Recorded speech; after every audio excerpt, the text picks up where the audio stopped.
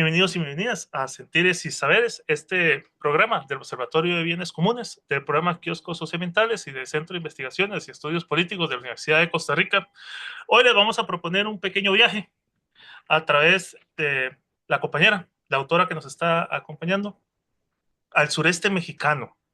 Justamente ahí hay unas comunidades, pueblos, que de alguna u otra manera no se venden, no, no claudican, ni tampoco se rinden. Hace 31 años, el 1 de enero, hace 31 años, están conmemorando el levantamiento.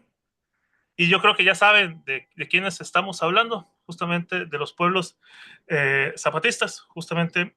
Y nos acompaña Andrea Fajardo Camacho, mujer feminista, educadora popular, comunicadora comunitaria, antropóloga visual y doctorante de estudios latinoamericanos, que justamente ha escrito un libro que se llama De por sí lo que hemos aprendido es aprender, trazos de una epistemología zapatista. Justamente en el observatorio estamos leyendo el libro, nos ha parecido sumamente interesante, que tiene esas bellas coincidencias de inquietudes y propuestas. Y hicimos el atrevimiento de tratar de contactarla. Tuvimos el gusto de que nos respondiera y que respondiera afirmativamente, porque podría haber dicho que no, que tenía otras cosas que hacer, pero justamente está acá con nosotros y nosotras, más bien, ya voy a dejar de hablar porque yo creo que ya la estoy aburriendo porque estoy diciendo todo lo que ella ya sabe. Más bien, Andrea, qué gustazo tenerte por acá, en serio. Te lo digo fuera y con micrófono, es un gusto estar con vos acá, agradecerte la generosidad de tu tiempo. Y antes de empezar, si pudieras tal vez compartirnos, tal vez también digo, el libro, el link para la descarga del libro y demás, lo vamos a colocar acá en la descripción del video para que las personas que a través de esta conversación les despierta el interés o solamente por lo que acabamos de comentar ya les generó el interés, lo puedan ir descargando para que puedan hacer, lo puedan leer y compartirlo, evidentemente con otras personas. Andrea, ahora sí, antes de empezar, antes de eh, meterle diente a todo esto, si pudieras comentarnos quién eres, qué estás haciendo para aquellas personas que tal vez solo te ubican en alguna de tus muchas facetas, para que también conozcan esas otras. Entonces, Andrea, qué gusto. Muchas gracias, Luis. Muchas gracias por el espacio que nos abren para tejer, para conversar. Y creo que de eso se tratan estos libros, que en realidad lo que buscan sí es ser tejido, ¿no? Y bueno, pues mi nombre, como ya decías, es Andrea. Yo estoy viviendo ahora en la Ciudad de México después de un largo trasegar por Sudamérica.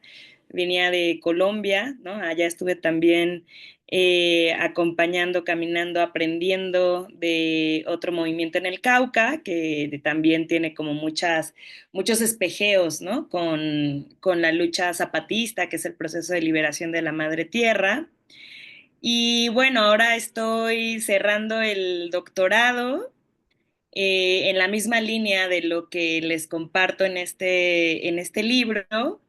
Y pues formo parte de colectivas distintas, ¿no? Donde nos estamos dedicando a hacer cine comunitario como una apuesta de soltar las cámaras y más bien generar procesos donde las comunidades con quienes trabajamos, que son generalmente comunidades que han sido históricamente representadas por la mirada hegemónica, llamémosle hombre hetero, blanco, güero, no sé, ¿no? O sea, como por ponerle de alguna forma, que siempre han tenido los medios para representarlos y poder generar sus propias narrativas, ¿no? Quebrando estas narrativas hegemónicas, pero no solo, como también la posibilidad de ampliar nuestros imaginarios políticos, ¿no? La posibilidad de poder conocer otras formas de habitar y ser en este mundo. Y es parte de esa apuesta. El cine, decimos, es un pretexto para generar estas conversas y que de alguna forma pues queden y puedan ser compartidas. Y esto pues lo he venido trabajando como desde 2013 en Ecuador, en Colombia, en distintos festivales y comunidades en defensa del territorio. Y ahora con una colectiva que nos llamamos Vivas y Grabando, y estamos trabajando desde este enfoque antipatriarcal y con distintos procesos también, ¿no? Entonces, como que estoy muy interesada en los procesos de generación de conocimiento, llámese investigación, que se genera a partir justo de procesos que están atravesados por las distintas artes, formas de comunicación para un trabajo colectivo, ¿no? Entonces, pues es desde defensa del agua hasta del barrio, con mujeres que se están juntando para bueno, son muchos los casos, ¿no? Que hemos podido acompañar con esta herramienta y que pues sí, es algo que una parte de mis búsquedas, como al ver los grandes límites que tiene la academia en su forma de generar conocimiento y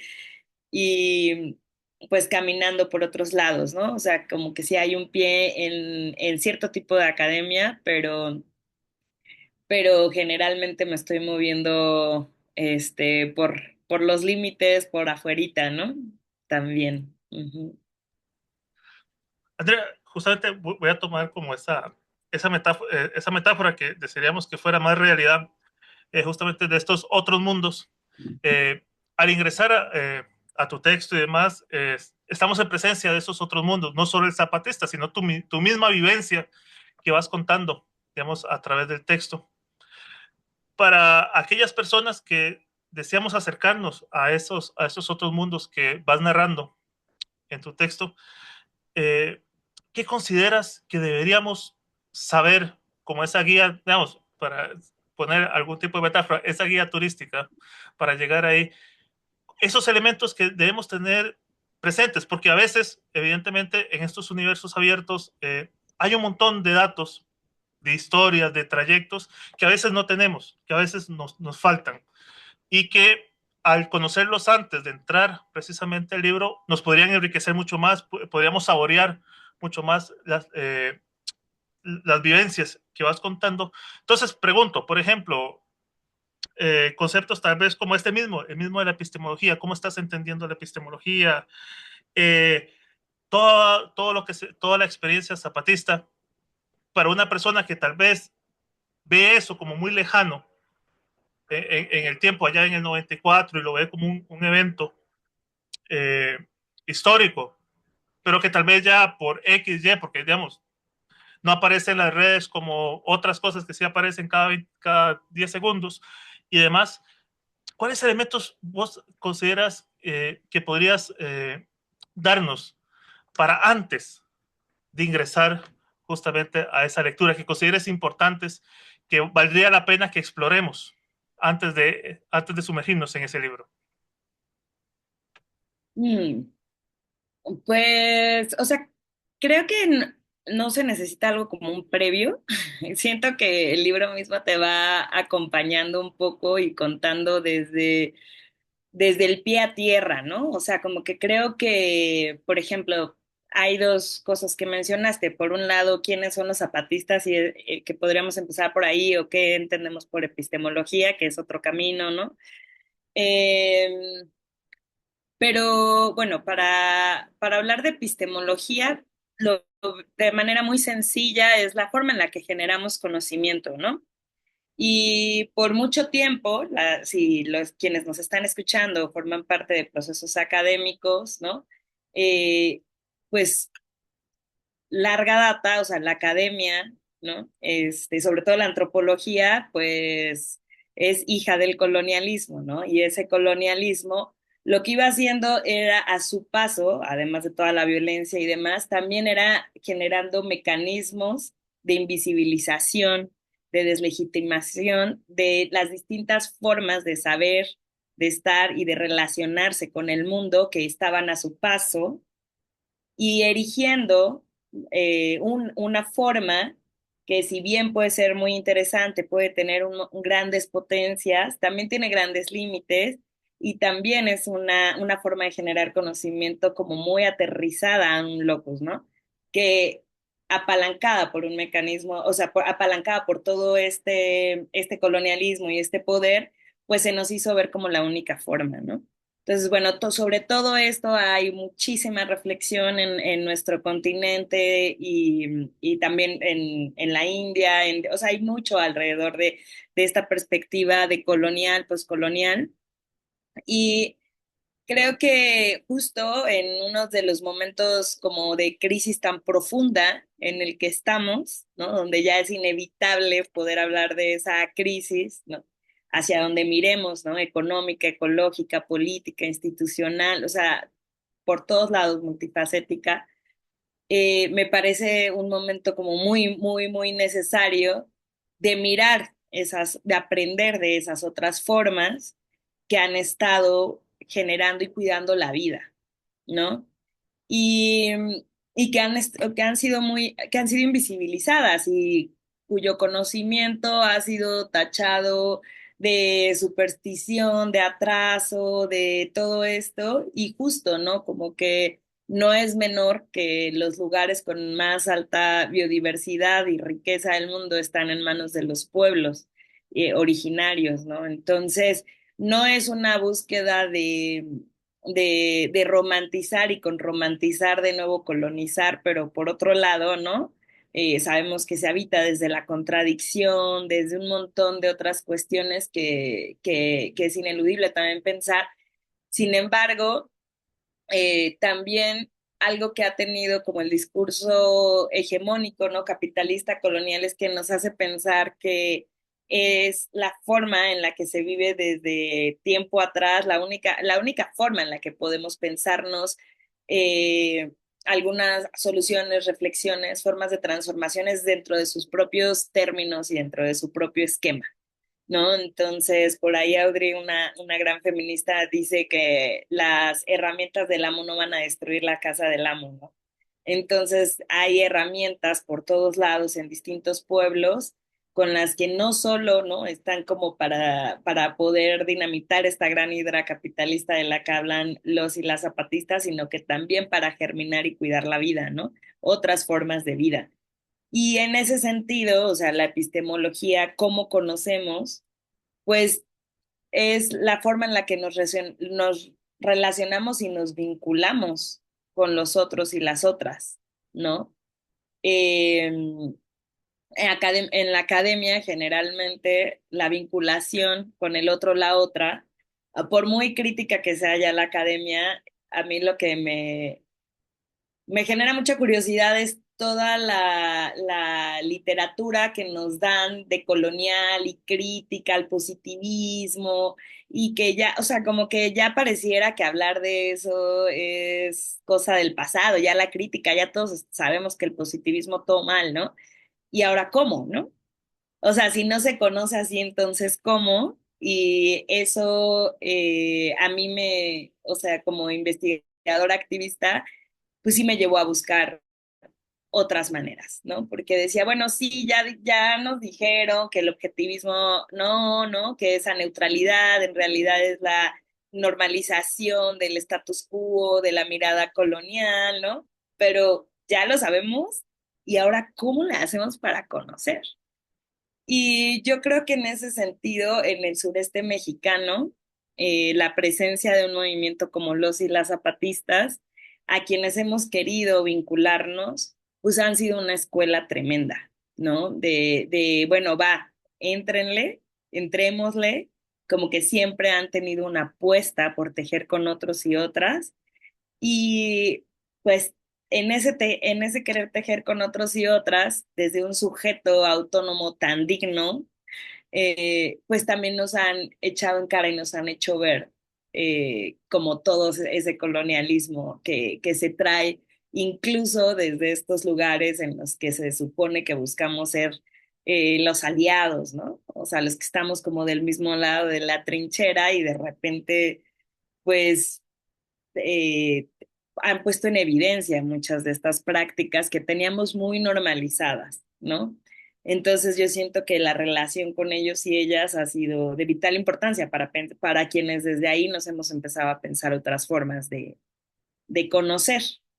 Eso por un lado, y está muy ligado, que luego ya ahondaremos, pero para saber quiénes son los y las zapatistas, Pues, o sea, para empezar, o sea, el 1 de enero del 94 con su Ya Basta, ¿no? Son de los primeros movimientos que señalan como que este gran sueño de la globalización en realidad es la pesadilla de los pueblos.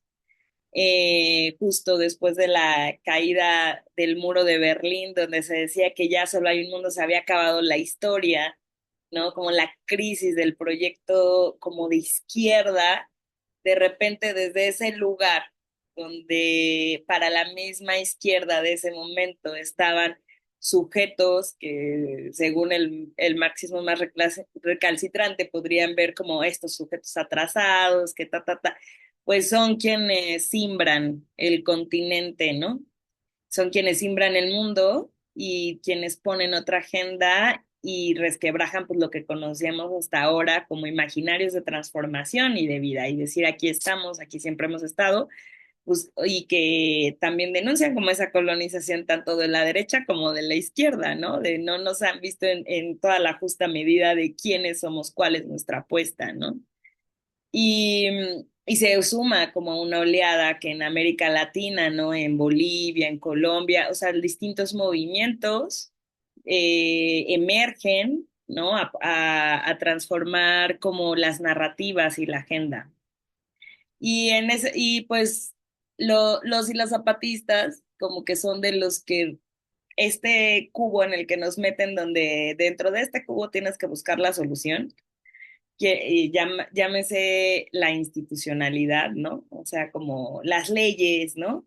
Es a partir de esto que se puede, como ciudadanos y ciudadanas, formar parte y transformar el Estado, porque somos Estado también, y como que toda esta forma de pensarse la política, pues los zapatistas se demarcan de eso y generan, ¿no? Como una política en nombre propio, ¿no? O sea, una política bajo sus propias formas de pensarse la organización. Entonces no es un movimiento meramente de corte de demanda étnica, o sea, lo trasciende por completo. O sea, si bien hay una denuncia y una demanda de justicia frente a los pueblos originarios, que es una de las banderas más importantes, la transformación que ellos y ellas ponen sobre la mesa es una transformación del mundo, ¿no? O sea, se recoge esto de los movimientos internacionalistas, se recoge esto de pensarse el mundo por completo, sobre todo a partir del 2006, ¿no?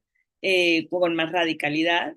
Y, y es como un poco también lo que decimos las mujeres feministas, que el feminismo no es para las mujeres, es para transformar el mundo por completo. No queremos un lugar, un nicho en sus altares, ni ser igual en un mundo tan injusto, sino transformarlo todo, ¿no? Entonces, de alguna, o sea, los y las zapatistas ha sido eso y pues con unas prácticas políticas completamente innovadoras para ese momento, que veníamos de una izquierda que buscaba ser vanguardia, de una izquierda muy letrada que buscaba ir y alumbrar a los y las oprimidas y señalarles el rumbo. Y tenemos un movimiento que dice, nosotros buscamos ser retaguardia, no vanguardia, buscamos a la hora de relacionarnos con otros y otras, no hacer hegemonía y que todos y todas sean zapatistas ahora, sino aprendernos a relacionar con esas otras formas de lucha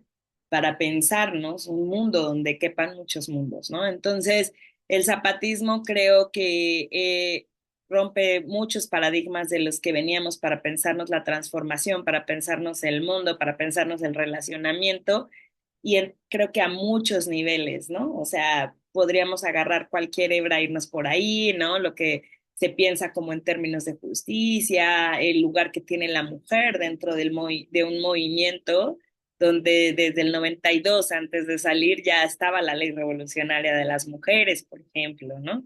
Donde no solo es como, oh, vamos al originario y por ser indígenas tenemos la verdad del universo, es como, o sea, también somos críticos de tradiciones con las que ya no estamos porque somos profundamente políticos, o sea, no estamos luchando por una noción de identidad esencialista, sino sumamente política, ¿no? Entonces es un movimiento que de verdad pues simbró y si una pues agudiza, ¿no? La escucha, ¿no? La mirada, el silencio, la pausa para poder aprender, pues es sumamente transformador hasta a niveles personales también, ¿no? O sea, como que es un movimiento que sí hace que también una voltee la mirada a sí misma y la forma en la que se relaciona con el mundo, ¿no? No, muchísimas gracias, Andrea, porque creo que nos das esas coordenadas para poder ubicarnos y como te decía, para aquellas personas que tal vez no ubican, muchos no ubican el zapatismo, no, no ubican esta discusión profunda de la epistemología, creo que sí, nos da ese acercamiento para poder tentarles a abrir tu libro. Y quería proponerte agarrar una hebra de estas que nos decías que podía, de las que podría tomar. Y quería proponerte que tomáramos tu experiencia como esa hebra para acercarnos, que es un poco la propuesta que trae el libro. Y te voy a hacer, te había propuesto dos preguntas, pero te la hago en una. Porque, ¿cómo conoces el zapatismo? ¿Cómo llega Andrea a ese diálogo y a ese tejido con esto? Y cómo ese tejido, ese diálogo, ese acercamiento, esa problematización, ese quiebre con muchos elementos eh, llevas, y esto va a ser una pregunta como reiterante, pero me parece que es, me la juego por hacértela. ¿Por qué pensar en esa epistemología zapatista? Desde tu lugar, desde justamente esa experiencia que nos vas a contar. Ujú. Pues sí, una de esas hebras es la forma en la que te interpelan, ¿no? Que lo cuento un poco en el libro. Eh, Creo que me fui mucho al abstracto de los zapatistas, pero para quienes no conozcan y sean otra generación, bienvenidos a este mundo del zapatismo. Ellos le declaran la guerra al Estado en el 1 de enero del 94 y como varios años después de un ir y venir de negociaciones y de todo esto, generan una forma de vida en territorial, que son los territorios liberados, los territorios recuperados, se organizan bajo la figura de caracoles zapatistas, donde tienen sus propias juntas de buen gobierno, donde tienen su propia forma de gestionar y reproducir la vida en medio de una guerra tremenda, eh, en medio de, o sea, en uno de los estados que más marginalizados, ¿no? Sí, por el estado. Y bueno, ahí se puede generar la vida y una de las cosas como digamos, características es que deciden no recibir nada del gobierno, ¿no? O sea, como decir, nosotras podemos desde la organización no depender de sus dádivas con las que quieren comprar nuestra conciencia, nuestra forma de pensar, y eso suena poco, pero en un estado como el de Chiapas y para cualquiera que quiera gestionarse la vida en este sistema debes saber que es muchísimo, ¿no? Porque no están desde un lugar súper cómodo diciendo lo logramos, lo podemos, no. Están desde un lugar bien complejo, ¿no? Y que ha sido una forma de guerra del Estado, meter un montón de programas que busquen desarticular, dividir y bueno, o sea, como que actualmente, o sea, para quienes piensan que está en el pasado, no, son un movimiento latente, presente, muy vivo, que sigue generando conocimiento, que sigue haciendo preguntas, que sigue todo en uno de los momentos más críticos de la historia, cuando el Estado mexicano está buscando desaparecerlo de todas las formas posibles, y donde hay una presencia ahorita paramilitar y del narcoestado muy fuerte, muy desoladora. En medio de todo eso, que es tenemos ahorita un estado de guerra en México no reconocido como tal, ¿no? Con un número altísimo de desaparecidos, más que las dictaduras de Argentina, ¿no? Y de Chile. Eh, igual de asesinatos. En medio de todo eso, ellos siguen apostando por la vida sin rendirse y sin claudicar. Entonces, como para partir de eso, bien importante. Y pues justo el zapatismo nos ha tocado a muchísimas generaciones, ¿no? Cuando nace, o sea, cuando están en el 94, yo tendría por ahí 9 años, era una niña, ¿no? Solo recuerdo que el 1 de enero mis tíos de Chiapas nos dijeron que había guerra y yo no entendía nada, ¿no?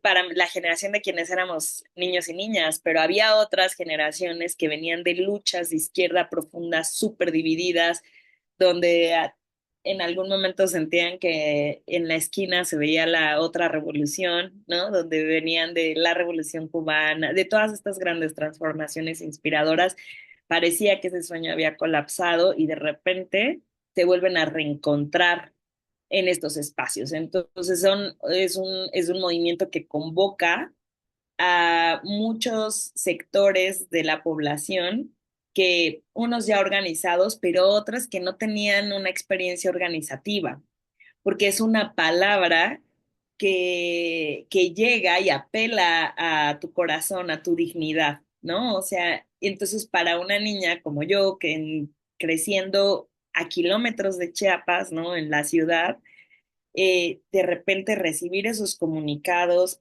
saber que les podía entender, ¿no? Para empezar, que me hablaban de cosas de forma muy sencilla y me ayudaban a tratar de acomodar todo eso que yo empezaba a ver que era el mundo y me hacía mucho sentido, ¿no? O sea, y lo digo, mi ejemplo como el más como random que puede haber, ¿no? Porque yo no vengo de familia militante, de artista, no, así como niña, clase mediera en la ciudad, que ya, y esa palabra me transformó profundamente, ¿no? Yo me voy a Chiapas antes de la universidad, un año, a un proceso de educación autónoma y ahí es que conozco ya no los comunicados, sino la puesta de vida cotidiana y la forma en la que se organizan. En este caso yo pude aportar desde la educación y ahí sí, o sea, yo sí lo considero como un segundo nacimiento, que en los mayas te dicen que el primero es el que te trae la vida y el segundo es cuando encuentras sentido y yo creo que para mí me parieron desde ahí, ¿no? O sea, el poder mirar el mundo desde ese lugar es muy esperanzador, pero también interpela, interpela, ¿no? Como cuál es nuestro deber en este mundo frente a lo que estamos observando, lo que estamos viviendo, ¿no? Entonces, bueno, desde ahí, cuando yo regreso a la universidad, pues sale la última declaración que han sacado, que es la sexta declaración de la Selva Lacandona, pensando que la primera declaración fue la declaración de guerra y a partir de la segunda hasta la sexta, todas las declaraciones han sido apuestas por la vía pacífica y civil, de organizarnos, ¿no? Entonces, que se sepa que a diferencia de muchas referentes de guerrillas latinoamericanas que tenemos, ¿no? En nuestra historia, esta guerrilla solo estuvo 12 días en guerra armada. No depusieron las armas porque no hay un Estado que reconocieran y no hubo un proceso de paz digno que de verdad cumpliera lo que se comprometía. Y ellos siguen con un ala que es el Ejército Zapatista. Sin embargo, las propuestas más grandes que han venido como de estos hombres y mujeres que día a día en el territorio generan otra forma de vida, ¿no? Que es la parte de las comunidades de base autónomas zapatistas. Entonces, reconocer como hacer esta distinción entre el ejército, entre la parte y la parte de base, ¿no? Entonces, bueno, esta sexta declaración pues nos proponía a organizaciones, personas de todos los colores y sabores a juntarnos, a reconocer cuáles son nuestros dolores en común, cuáles son nuestras luchas y a pensar cómo es que le vamos a hacer, ¿no? O sea, como que ya sabemos todos los no, cuáles son los sí, ¿no?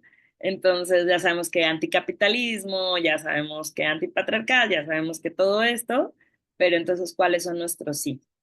Y desde ahí, pues es otra relación con los compañeros como parte de, en la que todos formamos parte de esta sexta, de esta otra campaña, ¿no? Que surge en 2006.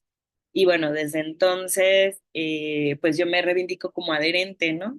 A esta apuesta política, que, bueno, ya la historia es muy compleja de todo lo que ha sucedido desde entonces, pero sí creo que es una forma de sumarse y de pensarse nuestro quehacer político, ¿no? Entonces, bueno, desde ahí es que me vinculo con ellos y ellas, y bueno, luego ya como antropóloga pido permiso para entrar al territorio, para ver si les hacía sentido generar algo, ¿no? De conocimiento alrededor de esto. Y es que trabajo con ellos en la Reserva Autónoma del Huitepec con mi tesis de licenciatura, ¿no? Ujú. Ahora, porque justamente para eso está tu texto, pero si yo te pidiera, si nos pudieras ayudar a caracterizar esos trazos de esa epistemología, cuáles son esas, no voy a decir aportes, porque yo creo que es una palabra horrible, sino cuáles son esas vivencias, digamos, que enriquece justamente este diálogo que estás teniendo, como, por acá lo había puesto, como mujer, como académica, como activista, en esta reflexión vivencial que haces, porque creo que tu, tu texto lo estamos disfrutando mucho por esa presencia de la vida, de tu vida y tu interpelación a ese diálogo que haces. Eh, para eso les invitamos a leerlo, pero si te pidiera esos trazos, eh, como, casi como dibujos, digamos, que pudieras darnos de esa epistemología que has ido dialogando, que has ido preguntando, porque creo que, y justamente a como vas narrando en tu libro, es una epistemología que sigue haciéndose, que sigue reencontrándose, digamos, que sigue provocando el encuentro de esas contradicciones. Te quería preguntar, ¿podrías darnos algunos trazos de esos aprendizajes para que nosotros y nosotras podamos seguir, podamos, al igual que como lo propone el libro, pues seguir aprendiendo? Mm. Pues justo yo creo que lo que después de llegar de una experiencia como de un año de estar con los y las zapatistas, la verdad es que yo le perdí el sentido a muchas cosas y en algún momento yo recuerdo que decía, ah, bueno, me voy a meter a antropología a la universidad para hacer lo que quiero hacer, pues les voy a dar lo que, o sea, como que sentía que tenía que esconder lo que yo quería de la academia, porque no iba a ser aceptado, pero que iba a ser un pretexto para llegar a donde yo quería llegar, que era a seguir aprendiendo de los y las zapatistas, ¿no? Y luego ya me encuentro con Xochitl Leiva Solano, que es una de las caminantes y compañeras políticas y académicas que me acompañó en todo este proceso, y entendí que no tenía que ocultarme, ¿no? Que todo lo que yo venía aprendiendo, que era ocultarme en la página, hablar en tercera persona, o sea, como que de alguna forma, para pensar estas epistemologías, hay que verlas también en el negativo, ¿no? O sea, como cuál es a contrapelo de qué va. Y va de algo aprendido en el que las emociones y el cuerpo estorban, ¿sí?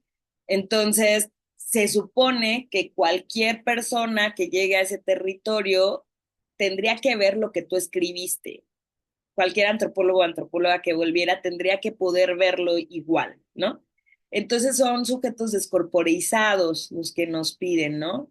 Y por descorporeizados, maniqueamente, porque, o sea, tenemos así el gran padre de la antropología, Malinowski, ¿no? Que lo que decía es que lo mejor que podía pasar era suprimir suprimir tu subjetividad para poder llegar a un conocimiento legítimo, ¿no? Que donde no estorbara estas emociones. Entonces tenías que tener dos diarios de campo, uno personal donde tú te desahogabas y era lo sucio y lo contamina y que eso no contaminara, el otro que sí estabas haciendo una descripción sesuda y súper clara. Como antropóloga visual, ¿no? Como que hago mucho este símil con el cine y que cuando sale la primer cámara los investigadores dicen por fin un ojo objetivo, ¿no? O sea, donde tú pones la cámara y no importa quién está, pero dicen, bueno, ¿con qué ángulo? ¿Cómo llegó esa cámara? ¿Qué estaba pasando alrededor de ese encuadre? ¿Cómo, no? O sea, como todas estas preguntas no se hacían, ¿no? Entonces, había como decía, la antropología, llegando siempre a lugares donde fueron colonias, ¿no? Lugares que estaban bajo el poder de estos grandes centros académicos, ¿no? Que se desplazaban con toda esa venia, porque no se podía hacer del otro lado, ¿no? O sea, no había, no ibas a recibir en tu casa a alguien de Australia para que aprendiera sobre tu forma de vida. O sea, no era un intercambio de aprendamos, no era un intercambio de mirémonos, es una mirada unilineal y desde ahí el poder, ¿no? De que pues ha sido invisibilizado. Y pues sí, son las feministas que también muy pronto dice, pues sospechan de todo eso y empiezan a hacer como una crítica muy profunda y decir, pues muchas veces, o sea, eso que representamos habla más de nosotros que realmente de las personas que se supone que buscamos representar, ¿no? Y eso también se ve mucho con la fotografía, con todo lo que se estaba generando en ese momento, es qué es lo que te llama y esa imagen que está reproduciendo, qué narrativa está reproduciendo. Es una narrativa exotizante, es una narrativa y una visión del otro y la otra inferiores que está dando una legitimidad a que vengan estos hombres blancos a traernos la civilización, a todo esto, ¿no? Entonces, también es como la mirada trae intención, la mirada trae esto. Entonces, frente a eso, frente a una mirada descorporizada que no se mira a sí misma y se te plantea como tú ves descripciones esudísimas de Clifford, de Gertz, ¿no? De la lucha, o sea, todo lo que nosotros leemos, cuando estás leyendo las etnografías clásicas con las que nos educan, no estás viendo a alguien que la mira y no estás viendo un proceso dialógico, estás viendo la realidad, ¿no? Estás viendo lo que ocurrió, lo que ocurre, la interpretación. Y creo que ir a contrapelo de esa mirada colonial, lo que nos implica y lo que es y lo que nos ocupa es meternos a nosotros en esa ecuación, meternos a nosotros en ese territorio y corporeizar la mirada. ¿Y qué implica el cuerpo que yo tengo? ¿Qué implica que una joven de ciudad, clase media, pueda llegar hasta allá? Llegue, cuáles son sus intenciones, ¿no? Entonces, siento que también el hecho de que mis investigaciones han estado en territorios pues de profunda disputa territorial, ¿no? De esta cuarta guerra mundial de la que hablan los y las zapatistas, pues es una forma de investigar que te hace cuestionar muchas cosas que quizá en otro tipo de investigaciones no saltarían de una forma tan fuerte, ¿no? Como que pues tú puedes llegar al pueblo de no sé qué a estudiar lo que tú quieras y empezar a preguntar y bueno, no, pero acá en territorios de guerra donde sistemáticamente son amenazados, es, o sea, ¿quién está llegando? ¿Por qué está haciendo preguntas? ¿A qué viene? O sea, ya tu llegada es de sospecha. Entonces, para empezar, tú no puedes llegar a ninguno de esos territorios y cualquiera que trabaje con movimientos sociales lo sabe. Lo primero es que te toca dar cuenta de ti. O sea, yo soy esto, estas son mis intenciones, esta es mi historia. Entonces, o sea, por un lado, no es como que de repente la academia diga, ay, sí, ahora tenemos que dar cuenta de quiénes somos y todo. No, o sea, es que llegas a lugares donde los movimientos No se van a poner en riesgo porque llegues sonriendo y con panqueques o lo que quieras, ¿no? O sea, está su vida en juego. Entonces, ¿qué te trae acá y por qué tendríamos que permitirte entrar a nuestras comunidades donde estamos resguardando la vida? Y desde ahí es donde empiezan muchas reflexiones, ¿no? O sea, como que para mí era como, ay, pero yo tenía que hacer un árbol genealógico y de la nada preguntarle a una familia a qué se dedicaba su papá, su mamá, su hermana y luego a la otra familia e ir de casa a casa casi haciendo o sea, como que todo esto que de lo que estudiamos un montón, yo llegué allá y me parecía profundamente incómodo, fuera de lugar, era como, yo no voy a hacer eso. O sea, como de repente preguntarle a las personas santo y seña y era como, ¿y por qué queremos saber todo eso? ¿Para quién? ¿Para qué? ¿Con qué punto? ¿Con qué finalidad? Y entonces eso, que se devela como la herramienta antropológica, resulta que es una herramienta colonial de guerra para dominar. Entonces, ¿desde dónde estamos haciéndolo, no?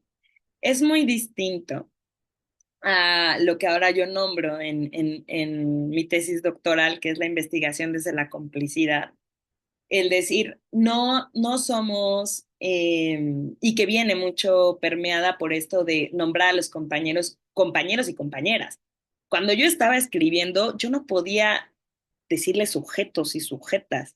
No podía, era como, llevo todo este tiempo en campo nombrándonos de esta forma, y por qué no más bien traer eso y decir qué dice de la investigación, que donde yo me estoy relacionando nos consideremos compañeros y compañeras y qué forma de conocimiento genera eso. Entonces, creo que muchas veces nos hacen como amoldar cosas que tiene que traer la investigación en cuanto te pones el chaleco y no más bien ver qué es lo que hay y eso qué genera, ¿no?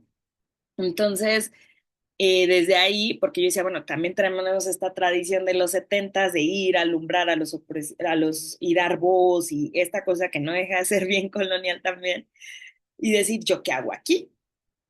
O sea, yo por qué no voy y hago una investigación con mis colectivos en la ciudad. O sea, ¿por qué estoy llegando hasta la selva lacandona, hasta el bosque? ¿Por qué? O sea, como sospechar también, ¿no? Y desde ahí es como, bueno, o sea, compartimos un horizonte político. Y desde ahí, como compañera de la sexta, de que lo que estamos haciendo es porque de verdad nos estamos queriendo preguntar el mundo, porque somos cómplices en la transformación de este mundo. Entonces no es un ser exotizado por allá con el que, no, no, no, no, no, somos copartícipes del mismo mundo que queremos transformar y entonces queremos generar conocimiento alrededor de tal cosa.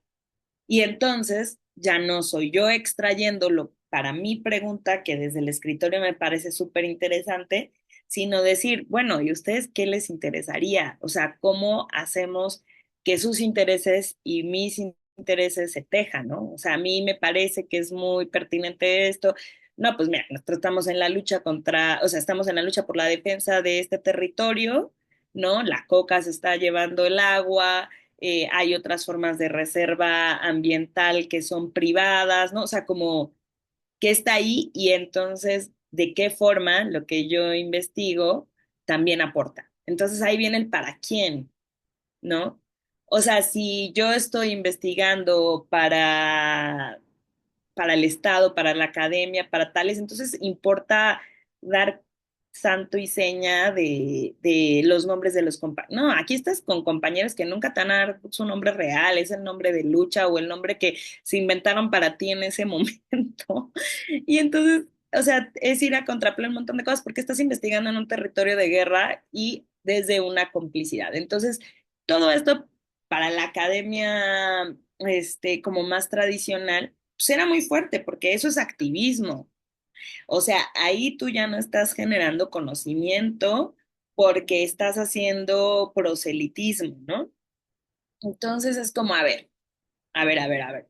O sea, me estás diciendo que todas las investigaciones con las que me formaste no tenían una postura política, no tenían un interés, no tenían un para quién. Entonces esas preguntas que te hacen, pues se las devuelves. Y dices, yo no veo que allá haya tal objetividad, yo veo que estas investigaciones han servido al Estado para esto, han servido a la colonia para esto, han servido, ¿no? Entonces, lo único que estoy haciendo yo es ser muy clara. Y de hecho, incluso es muchísimo más científico que lo que tú estás planteando, porque pues desde hace ya varios ayeres, incluso en las ciencias duras, se sabe que la presencia en lo que tú estás investigando afecta, ¿no? Hasta para ver una planta, pues, ¿no? O sea, como no te puedes sacar de la ecuación. Entonces, también ese mito, o sea, es derribar ese mito, ¿no? Y cuesta, o sea, porque yo creo que cuesta, ahorita yo quisiera creer que menos, que ya tiene rato que se están haciendo este tipo de investigaciones. En mi universidad fue como de las primeras que se nombró tal cual. Y yo recuerdo que como Xochitl Leiva, pues es una investigadora que pues ya tiene su nombre, pues era como, bueno, ¿no? Ya la avalaron por allá. Pero si yo hubiera querido hacer eso a mi venia a nombre de mi nombre, no creo que me hubieran permitido como todas estas cosas, ¿no? Andrea, primero que nada, agradecerte porque creo que este recorrido que nos haces es muy enriquecedor, eh, aporta para aquellas personas que, y espero que así sea, van a empezar a leer el libro, aquí sigue autoritario diciendo que lean el libro, pero creo que enriquecen muchísimo, ¿no? Muchos de tus pasajes, porque vuelvo a decir, es un libro muy dialógico, porque uno va viviendo contigo, digamos, las contradicciones y los hallazgos que vas teniendo. Eh, ya prácticamente te volaste casi todas las preguntas que te traía, pero justamente hay algo que sí me interesaría, porque justamente de alguna u otra manera, y es la esperanza de que las personas, uno, lleguen a este momento de la entrevista, a este momento de la conversa que estamos teniendo, y el otro es que posiblemente, espero que sea, nos vean muchas personas estudiantes, y estudiantes no solo formales, sino estudiantes de la vida, de los que están aprendiendo y demás, y resulta que tal vez al momento de tomar tu texto y demás, y como me pasa a mí, digamos, termino tu libro y digo, a mí me encantaría hacer algo así, en mi territorio, en mi lugar, conozco experiencias, que les llegue todas esas inquietudes y digan qué importante poder explorar estas otras epistemologías que están presentes en todos estos territorios que habitamos, que vivimos, que transitamos, y que por X o Y, digamos, generan estas inquietudes, desean vivenciar y ven el valor, digamos, de un experimento como el que vos haces.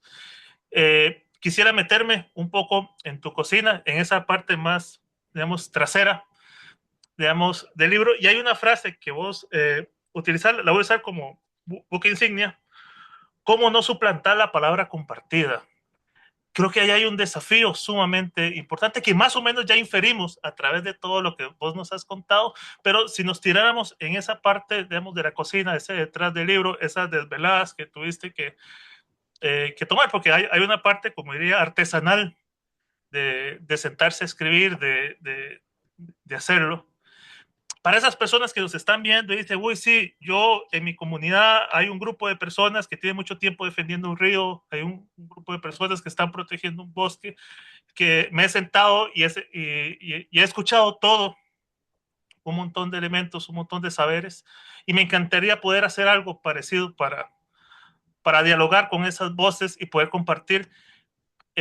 Tal vez consejos no sea la palabra, vuelvo a mi versión más conservadora, pero ¿qué preguntas les podrías proponer, dejarles y demás para aquellas personas que deseen iniciar o empezar una aventura justamente como esta de relatar desde la propia vivencia, de colocarse eh, eh, en el texto? ¿No? Justamente todo lo contrario, no desaparecer del texto, como vos contabas, que fuera esa como una, bueno, es que por lo que nos dijiste, yo creo que hasta mi ejemplo no valdría, pero digamos esa fotografía que supuestamente es de un lugar y que vos no interveniste, pero ya dijiste que hay un encuadre, una posición para que salga de determinada manera, entonces el ejemplo no sirve, pero agarrémoslo como que sí sirviera. Eh, ¿Qué consejos? Bueno, ya decía que, o sea, preguntas, inquietudes, podrías dejarle a esa persona que en este momento de la conversación dice, valdría la pena, o también, digámoslo así, hacer mi trabajo de grado. Quería hacerlo sobre, no sé, sobre la ley, no sé qué, pero ya no, realmente desde la comunidad de donde vengo hay algo muy interesante que me encantaría poder hacerlo, digamos, desde esta perspectiva. Mm. Te lo dejo así, digamos que tengamos 3 o 4 convencidos que ya dejaron la investigación dominante, tradicional, y dijeron, me convenciste, pero ahora sí, ¿cómo? No, pues yo les diría como aguas. Ah. O sea, creo que, o sea, me quedo pensando también en que esta crítica al positivismo y estas formas tradicionales de investigar lleva mucho tiempo, ¿no? En la antropología en los ochentas fue la famosísima crisis de representación y de ahí como que hubo dos formas de decir, bueno, ya sabemos que todo esto fue colonial, ya sabemos que el objetivismo no, ya sabemos que no. Y entonces unos, que es como el ala más posmoderna y que vino más como de los centros como estadounidenses y demás, dijeron, bueno, entonces no tenemos nosotros por qué hablar del otro y la otra y generar conocimiento con el otro. Entonces empezaron a ver un montón de etnografías como de autoetnografías, ¿no? Donde entonces ya solo hablo de mí, me descubro a mí y ya todo es narrativa, entonces ya no generamos conocimiento, entonces yo ya no me meto en problemas, ¿no? Porque qué problemático trabajar con el otro y la otra, ¿no? Y entonces, bueno, esa fue una corriente y sobre todo en Latinoamérica fue como, pues radicalicemos, ¿no? O sea, como vienen todas las antropologías militantes, activistas y empieza a tomar como un arco iris de colores, ¿no? Las distintas formas en las que cada quien asumió después de la gran crisis, ¿no? Entonces, en ese sentido, yo diría, tomar esta vía es muy complicado y va a ser muy incómodo, muy, muy incómodo. Y está bien que sea incómodo y es necesario que sea incómodo porque sospechas si está siendo demasiado cómodo porque no se te está moviendo tu lugar, ¿sí? Entonces la incomodidad como un lugar también de creación, como un lugar donde puedes visibilizar esas cosas que tenías muy normalizadas. Entonces, uno de los lugares profundamente incómodos es la escritura. Porque si tú vas a simposios académicos, entonces están los y las académicas hablando de la comunidad de no sé dónde, de no sé cuánto, pero como con a sus anchas, ¿no? Porque no va a llegar alguien de esa comunidad a decirle, oye, no es cierto, ¿no? Oye, ¿de dónde sacaste eso? Porque el lugar de poder están tan distanciados que el lugar, ese simposio es profundamente autoconsumo y elitista y separado de estas realidades. Y en este tipo de espacios muchas veces están presentes los y las compañeras, se busca que ellos también, o sea, tengan este diálogo frente a lo que se está escribiendo. Entonces, para mí, escribir es como estar pensando en su mirada, en sí, no. Y digo, ¿hasta qué punto un Malinowski se ponía a pensar en lo que iban a pensar los Trovian, ¿no? O sea, ni siquiera escribe en su idioma, no, o sea, como que pues no importaba, él podía decir misa, podía hacer lo que quisiera, ¿y quién le iba a decir, no? Muchos años después, justo parte de la crisis de la representación, es que estos compañeros y compañeras pues llegan a desmentir, a quebrar, a criticar, ¿no? Pero, pero justo es un lugar incómodo, o sea, hay que decirlo. Es un lugar que lleva otro ritmo, porque en una investigación tradicional tú vas a tus ritmos y sacas lo que quieres y vas. Pero acá dependes de consensos, dependes del diálogo y la construcción de esta confianza. Y entonces se tiene que ir tejiendo a otros tiempos, ¿no? Y los tiempos no, o sea, hablar de tiempos es profundamente político, o sea, porque estamos en tiempos de producción donde todo tiene que ser rápido, ¿no? O sea, hablar de tiempos pausados es profundamente político también. Entonces, Eh, Eso por un lado les diría va a ser incómodo, va a ser tardado, pero bueno, va a ser muy fértil, ¿no? Y sobre todo lo pienso en estudiantes y estudiantes que ya están también muy metidos en activismos, ¿no? Y que no tienen que hacer la de superhéroe por la noche, superhéroe por la, o sea, de dicotomizarse, o sea, como de dividirse, pues, ¿no? A eso voy, no con lo de superhéroe, porque qué mal, qué mal metáfora, pero sí como no se tienen que dividir, ¿no? O sea, como partan de ese cuerpo y desde ese cuerpo y desde esas intenciones y desde esa posición, vincúlense, ¿no? Entonces, eh, creo que algo que les diría es, se están metiendo en camisa de once varas. Sí es complejo y la verdad es que también, por ejemplo, yo recuerdo que tuve varios intentos, ¿no? O sea, por ejemplo, el primer intento de escritura, yo decía, no, no, no, o sea, es que, ¿cómo hago que solo sea su voz? ¿No? Y de repente era como, no, para ver, eso también es muy tramposo, porque estás jugando al juego de invisibilizarte y no hacerte cargo, ¿no? Entonces es no, no te puedes volver a ocultar ahora en nombre de que solo esté su voz tal cual. O sea, al final tú estás editando, al final tú eres la pluma, asúmelo y más bien esa tensión, reflexiónala y de qué da cuenta, ¿no?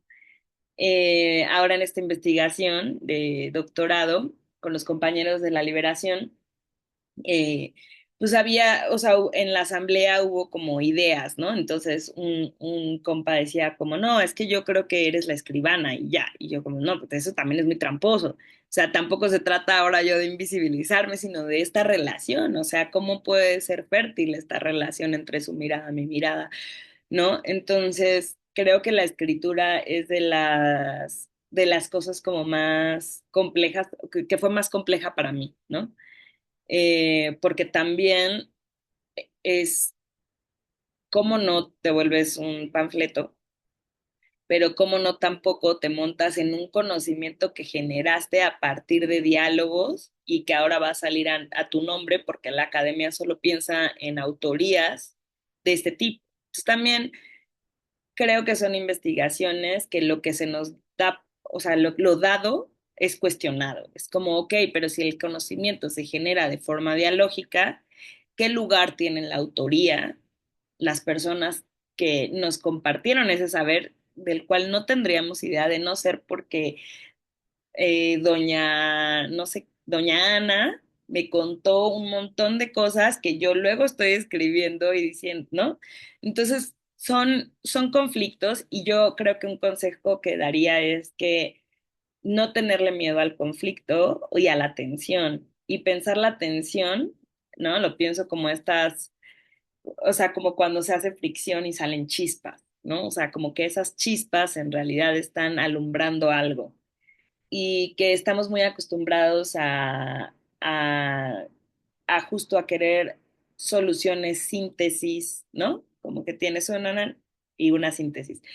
Como que aprender a sostener esa tensión, porque esa tensión de por sí habla de la forma contradictoria en la que habitamos el mundo, no tenemos una síntesis y esa contradicción nos está hablando de algo, esa incomodidad ya nos está diciendo algo de la forma en la que generamos conocimiento. Entonces, sí es esta epistemología, sí se mira a sí misma, ¿no? O sea, sí, sí es estar mirando lo que sucede, pero que esta fricción siempre nos está diciendo algo. O sea, no necesariamente resolverla, sino pues parte de lo que hacía, ¿no? Bueno, yo estoy escribiendo, estoy en un esquema académico en el que esta autoría se me pide esta forma, al final del día yo estoy editando, estoy poniendo esto, pero sí, sí hice muchas cosas a contrapelo, ¿no?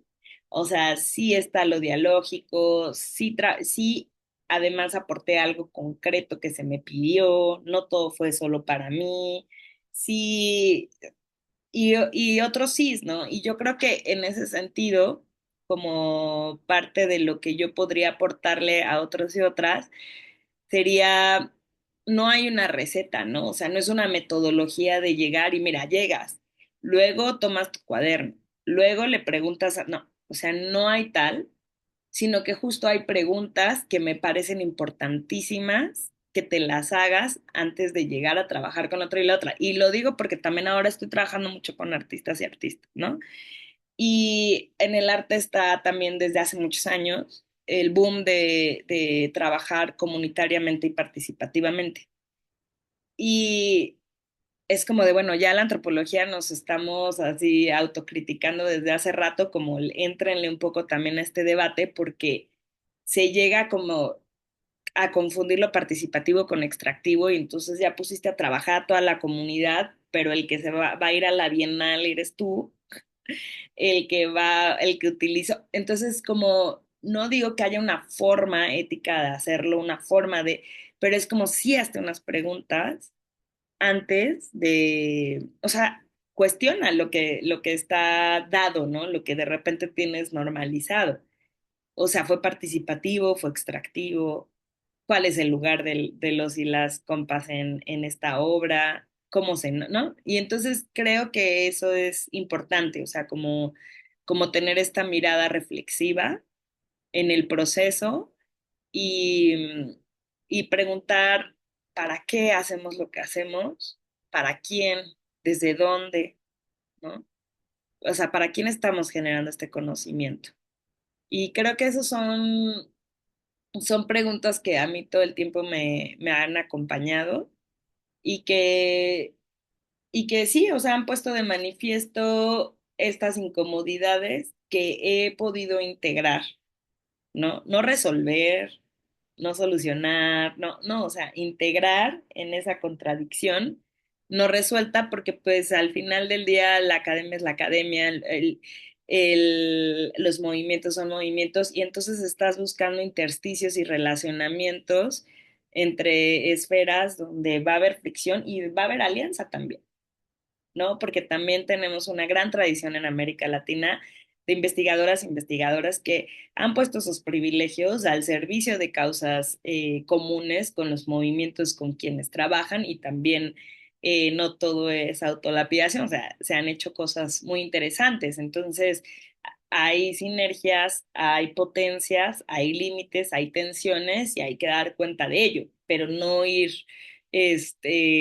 como nada más a reproducir, a no cuestionar, ¿no? O sea, como, como que es lo que yo diría, como háganse esas preguntas incómodas, incomódense. Andrea, agradecerte el tiempo. Nada más te asalto con una última pregunta que es más un ejercicio de creatividad que, que consultarte algo más. Eh, a veces cuando conversamos nos remueven cosas y al tiempo, digamos, tal vez después de 10, 15 minutos, nos genera inquietudes, preguntas a partir de lo que hemos conversado y demás.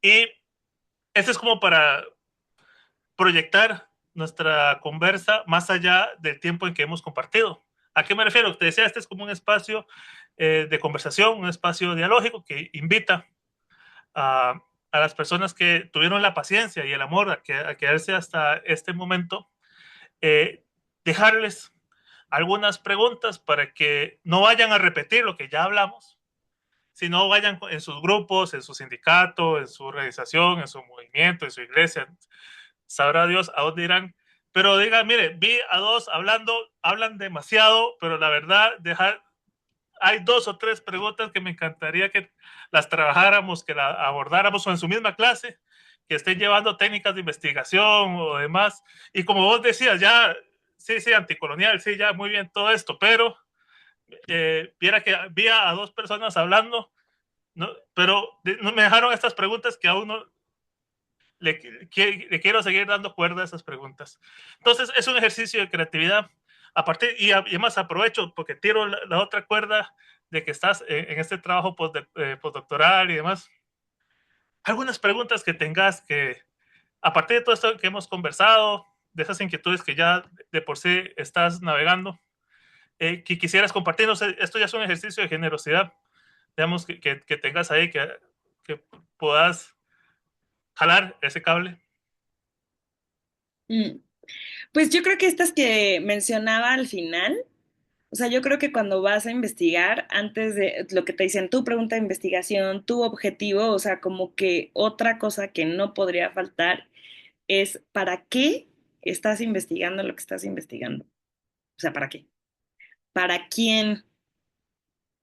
¿No? ¿Y desde dónde? Y a la hora de generar tu abordaje metodológico y tu presencia, sí diría que te preguntes cómo, cómo estoy aportando, ¿no? O sea, tengo muy claro cómo me están aportando, cómo estoy aportando.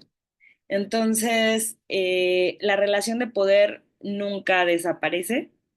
Es muy difícil o sea, es más bien cómo la hacemos lo más justa posible, ¿no? Y eso es a partir de relaciones de reciprocidad, donde a las personas les haga sentido tu presencia porque en algo va a aportar de forma concreta, ¿no? Y también poner o sea, de frente cuáles son tus intereses, ¿no? No ocultarte tampoco, ponerlos y ver cómo se tejen con los intereses. Entonces, hacerlo muchísimo más dialógico, consensuado, ¿no? Democrático. Y en bueno, y en ese sentido, pues sí, yo creo que estas preguntitas pueden ser muy orientadoras para este tipo de investigaciones. Adrián, pues no más, ya nos hemos llevado buena tajada de tiempo, agradecerte montones tu generosidad, tu palabra, y espero que no sea la última vez que nos encontremos y en el momento en que saques tu tesis y demás, podamos también conversar sobre esa, decías, investigación desde la complicidad. Entonces, también para conocer tus aportes y más. Muchísimas gracias. Muchísimas gracias, Luis.